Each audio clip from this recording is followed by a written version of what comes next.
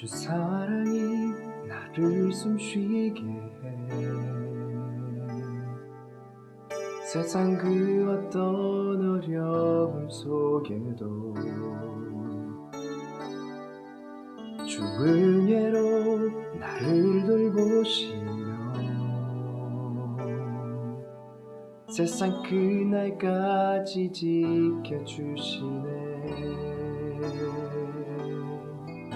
주 사랑이 나를 이끄시네. 내가 갈 수 없는 그곳으로 주의 사랑 나를 붙드시며 세상 끝날까지 인도하시네. 주님만이 내 아픔 아시며 주님만이 내 맘 만지네. 어느 누구도 나를 향하신 주님의 사랑을 끊을 수 없네. 주님만이 내 능력이시며 주님만이 나의 구원이시네. 어느 누구도 나를 향하신 주님의 사랑을 끊을 수 없네.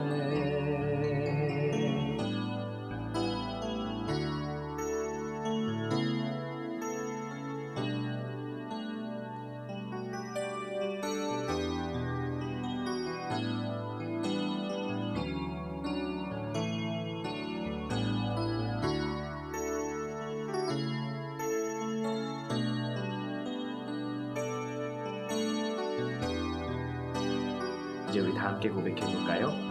주님만이 내 아픔 아시며 주님만이 내 맘 어루만지네. 어느 누구도 나를 향하신 주님의 사랑을 끊을 수 없네. 주님만이 내 능력이시며 주님만이 나의 구원이시네. 어느 누구도 나를 향하신 주님의 사랑을 끊을 수 없네. 주님만이 내 아픔 아시며 주님만이 내 맘 어루만지네.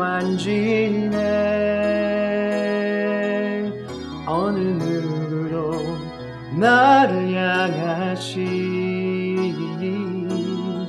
주님의 사랑을 끊을 수 없네. 주님만이 내 능력이시며 주님만이 나의 구원이시네. 어느 누구도 나를 향하신 주님의 사랑을 끊을 수 없네. 주님의 사랑을 끊을 수 없네. 주님의 사랑을 끊을 수 없네.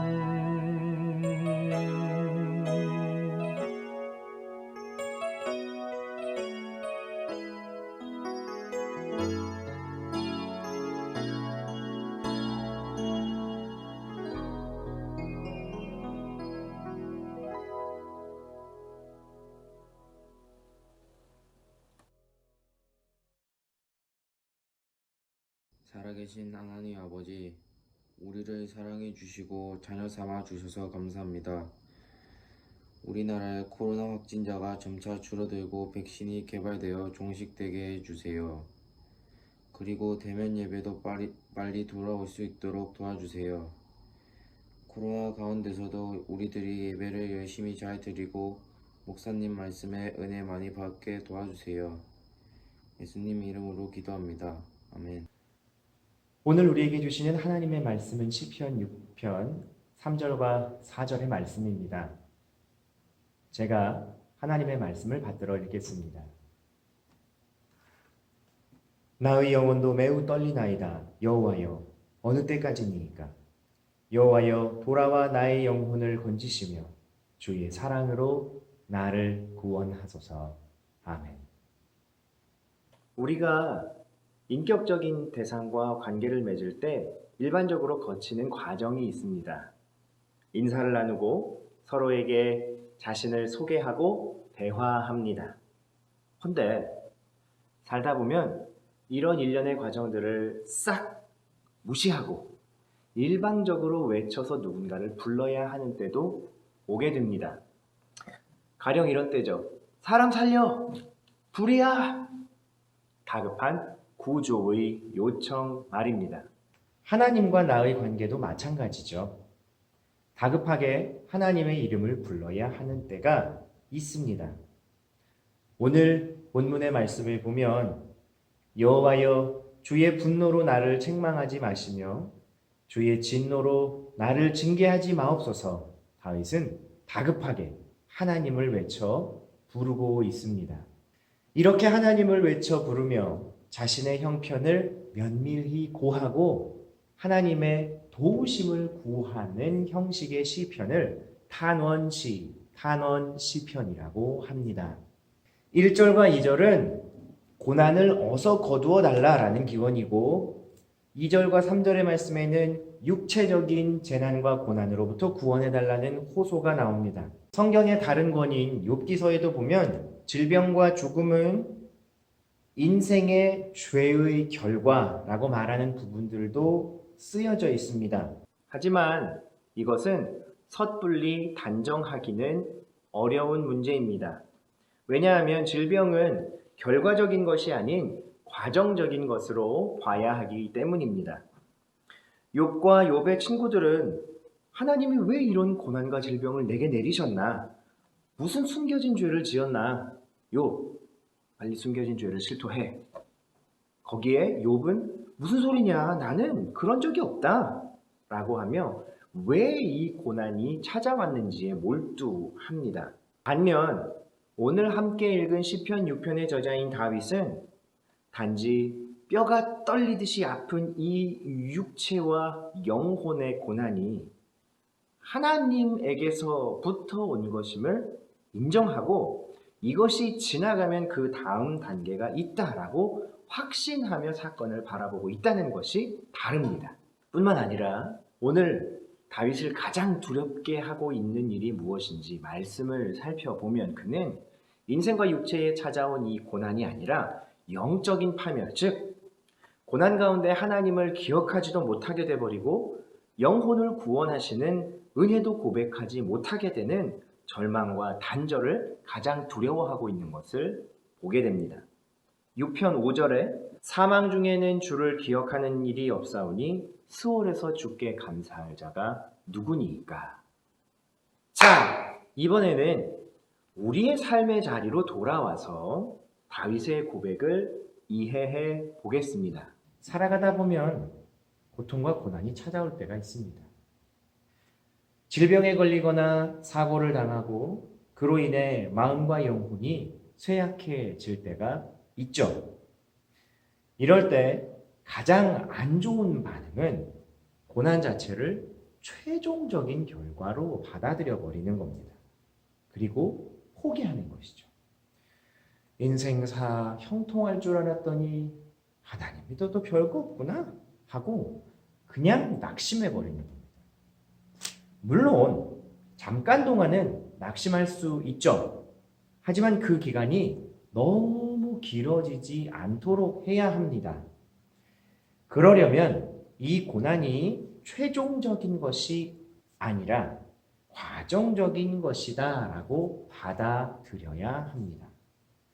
이 고난은 그래야만 재앙과 인재의 두 가지 해석의 가능성을 가질 수 있게 됩니다. 첫 번째는 재앙입니다.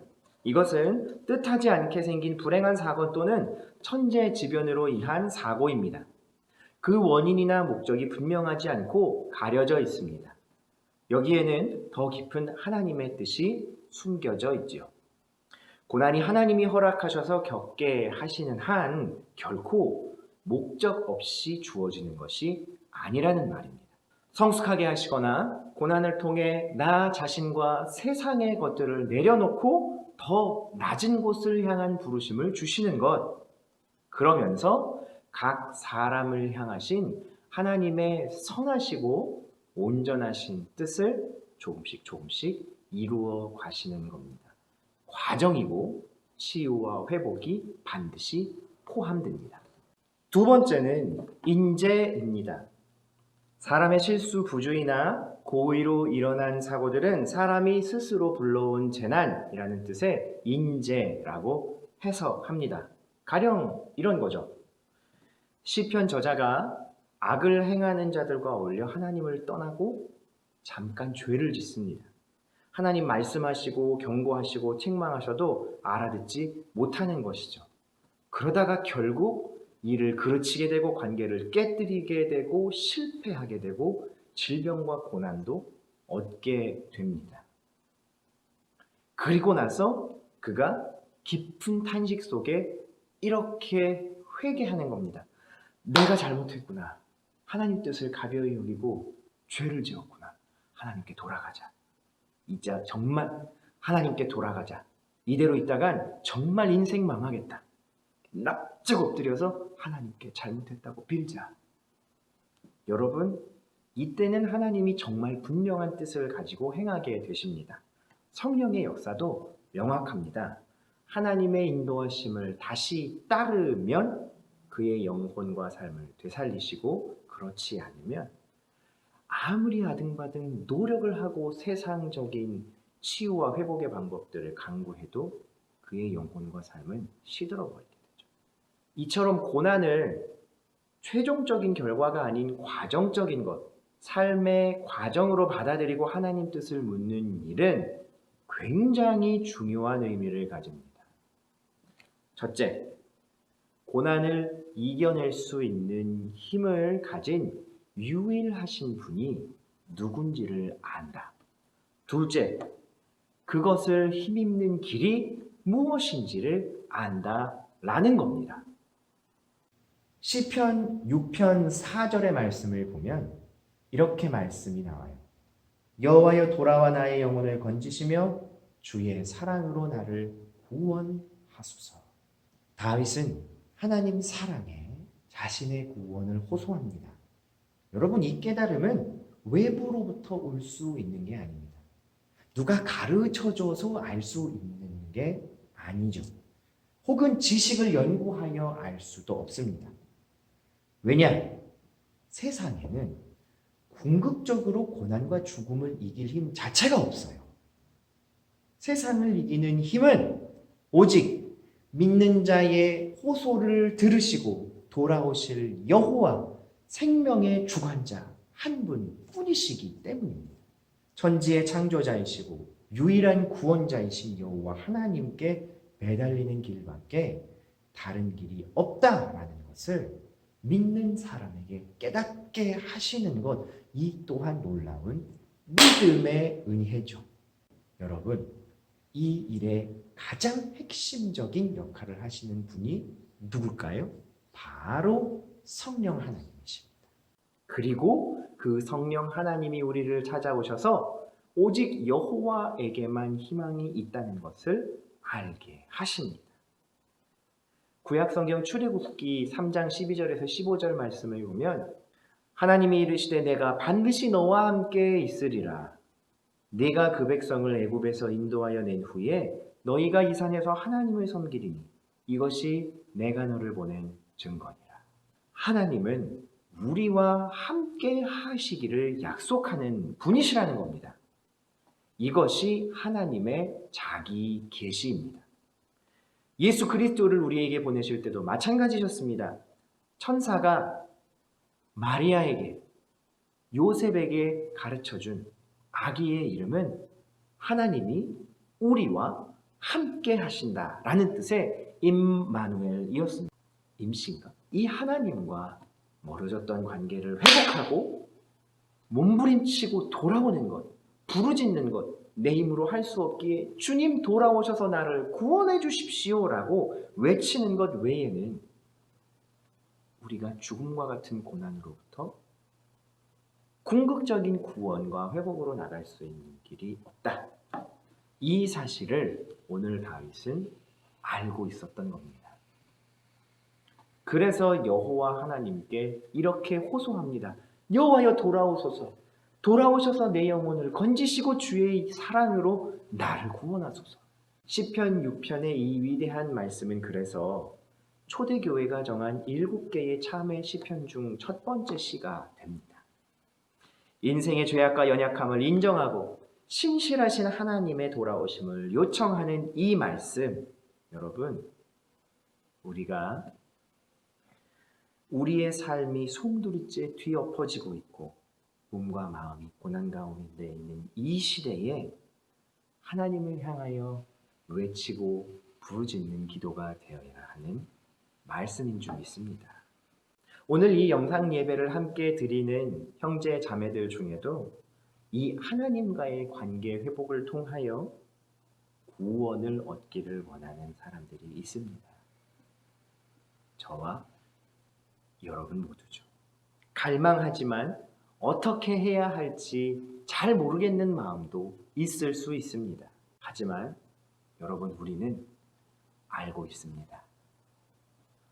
그 유일한 힘을 가지고 계신 분이 누구신지, 어떻게 얻어야 하는지, 날마다 하나님과의 관계가 더 깊어지고 순전하여지고 그분의 사랑이 나를 숨쉬게 하시는 놀라운 은혜를 맛보는 저와 여러분이 될 수 있기를 바랍니다. 이 시편의 고백처럼 주의 사랑의 언약과 함께하며 내게 주신 말씀을 의지하여 이 혼란과 환난과 고난의 때에 하나님께 외쳐봅시다. 주님, 돌아오십시오. 오셔서 나의 영혼을 살리시고 주의 사랑으로 나를 구원해 주십시오. 이 간절하고 진실한 외침 가운데에 신실하신 하나님의 약속이 이루어지게 될 것입니다. 참 좋으신 사랑의 하나님, 언제나 어디서나 무슨 일이 있거나 우리와 함께 하시며 우리에게 돌아오셔서 우리를 살리시고 구원하시는 주님의 신실한 사랑을 의지하여 이 코로나 바이러스의 위기의 때에 고난과 재난과 인재가 함께하는 이 때에 주의 사랑으로 구원하소서 외치는 성민 청소년들, 성민교회 모든 성도들, 이 땅의 모든 주의 자녀들의 부르짖음에 귀 기울여 주시옵소서. 그리하여서 우리가 하나님으로 말미암아 구원을 얻고 구원의 하나님을 높이 외쳐 부르며 다시 하나님의 생명의 약속 가운데 거하는 은혜를 회복하게 하여 주옵소서. 고난은, 환난은, 질병은 결코 우리에게 궁극적인 결과로 주어진 것이 아님을 알고 있습니다. 이 과정이 지나갈 때까지 소망을 잃지 아니하고 주님을 바라보는 믿음의 형제 자매들이 되게 하여 주시고 날마다 주의 은혜와 용기와 사랑으로 우리를 채워 주시옵소서. 다시 한번 간구합니다. 주의 사랑으로 우리를 구원하여 주소서. 예수님의 이름으로 기도합니다. 아멘.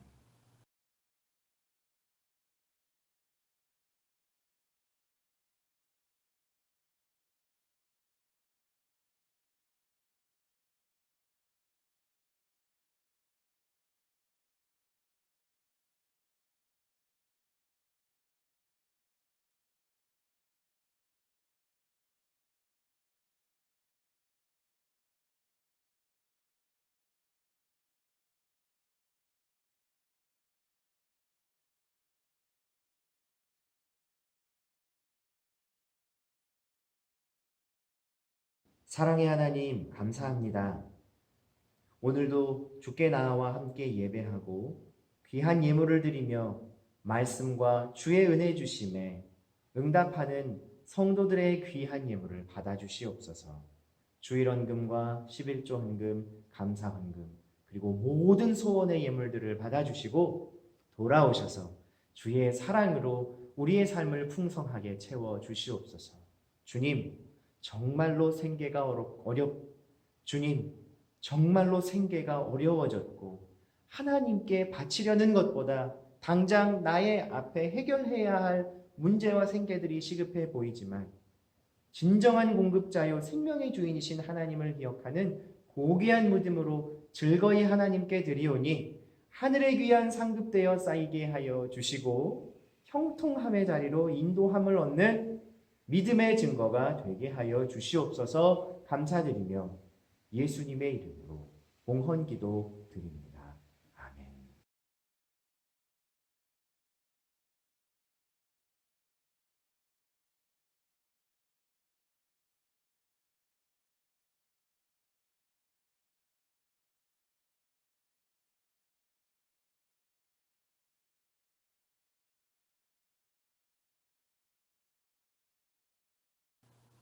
우리 주 예수 그리스도의 은혜와 하나님의 사랑과 성령의 교통하심이 주의 사랑의 언약을 믿고 함께 하심을 믿으며 주의 사랑으로 나를 구원하소서, 주의 사랑으로 이 땅, 이 민족을 구하소서 간구하는 사랑하는 성민 청소년들과 선생님들의 머리 위에, 저들의 삶의 자리 위에 이제와 영원토록 함께 계실지어다.